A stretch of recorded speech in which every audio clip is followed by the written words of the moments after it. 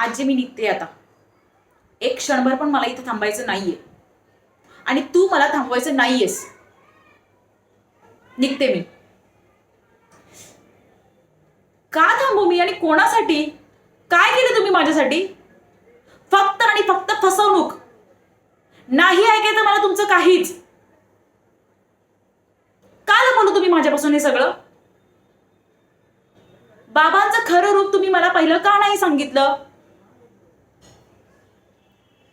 सगळ्यांनी मिळून मला फसवलेलं आहे. मला कोणाचंच काही ऐकायचं नाहीये आता.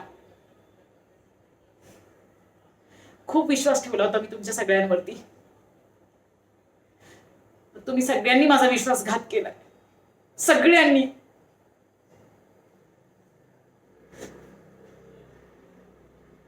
बाबा माझं सर्वस्व आहे हे तुम्हाला माहिती आहे.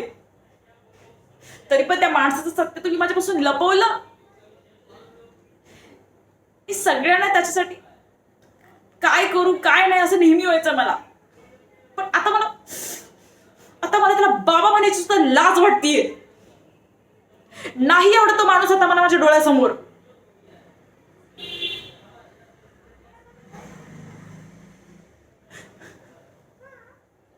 तुम्ही राहा त्यांच्याबरोबर.